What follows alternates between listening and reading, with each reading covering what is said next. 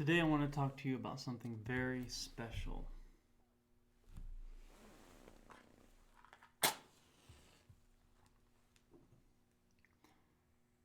Come, light of the world, walk with us as you have promised to, and help us to walk more like you.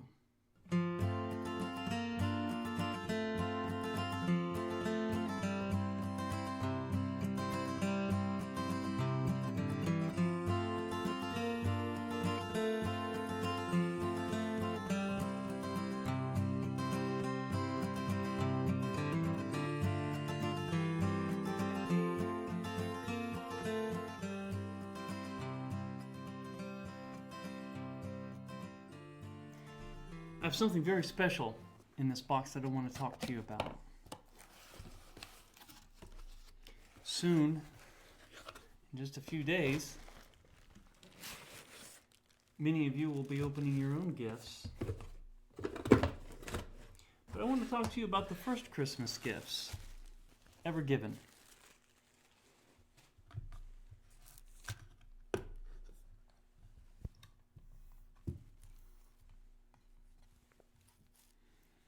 Gold, 24 karat gold flakes in that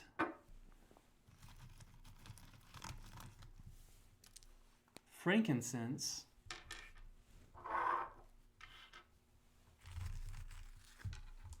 and myrrh. Maybe you've never seen those before. I love this little container. It's really a lot of fun to use with kids, to let them touch and smell the gold and the frankincense. I wish you could. The frankincense has a very earthy smell to it. The myrrh is a little slighter, but they have unique and beautiful scents. And these were gifts fit for a king. In fact, gold was for a king, but each of these incense were of more value in their weight than gold in the ancient times. And maybe you've heard this, gold for a king, and frankincense and myrrh. Frankincense because it would be used in incense in worship, and myrrh because it would be used in the embalming process. But actually both frankincense and myrrh were used for incense and for embalming in the ancient world, but representing the three roles of Christ as king, as priest, and as sacrifice. These gifts were given by the Magi. And we find the Magi's story in Matthew chapter 2. In the time of King Herod, after Jesus was born in Bethlehem of Judea, wise men from the east came to Jerusalem, asking, "Where is the child who has been born King of the Jews? For we observed his star at its rising, and have come to pay him homage." Well, today, as of the recording of this, is December 21st. And in case you haven't heard, there is a rare alignment of Jupiter and Saturn. It's called the Bethlehem star. What the Magi likely saw wasn't Jupiter and Saturn, but 5 astronomical conjunctions that came together. What we believe those was a star from the Leo constellation, also the planet Jupiter, the planet Venus, and a star called Regulus. And to the Babylonians, and I'll explain why that's important in a minute, the lion represented Israel. Venus was motherhood. Jupiter stood for fatherhood or kingship.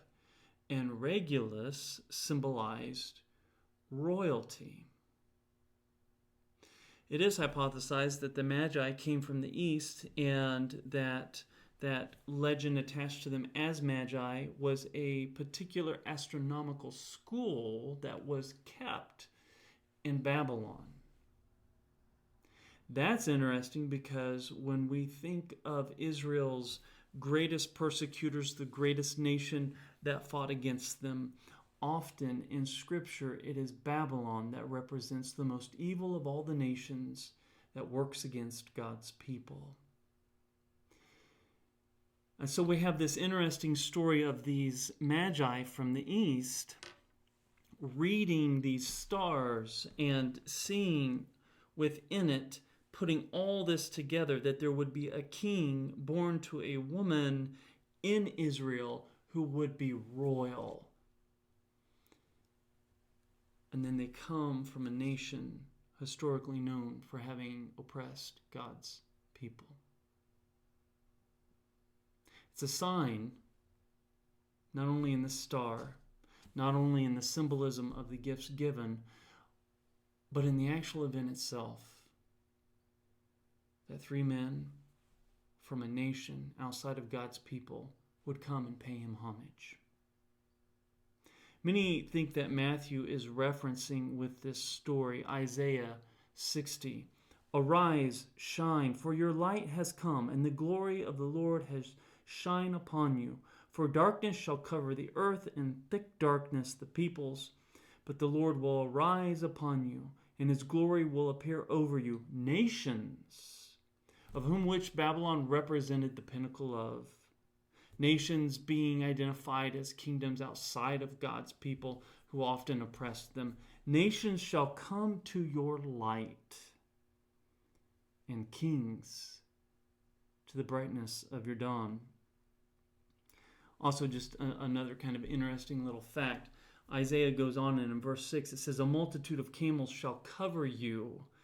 And what he means by that is these camels will bring packs of gifts upon their back and cover him. And he mentions there gold and frankincense. You ever wonder why we often picture the Magi with camels? It's because of this reference in Isaiah 60. So Christmas is just a few days away, and you're going to get to open gifts of your own. Presents meant to show you love and respect and maybe even honor. But let's not forget to whom we're called to pay homage. It'll be fun seeing that star in the sky tonight on the 21st. I hope you'll take time to do it. I'd encourage you, I'd ask you to say a prayer. Pray for those you love. Pray for your church. Pray for this world. Just take a moment to enjoy that sign. But I want to ask you, above all things, this Christmas season, to consider what gift you are giving him. We can speculate on who the Magi were and where they came from, and in the end, we don't really know. But what we do know is they came and gave their best to him. They paid him homage. They worshiped him. And so it asks us the question, and it encourages us to give our best to him, to give him our worship. Be blessed, but more importantly, be a blessing.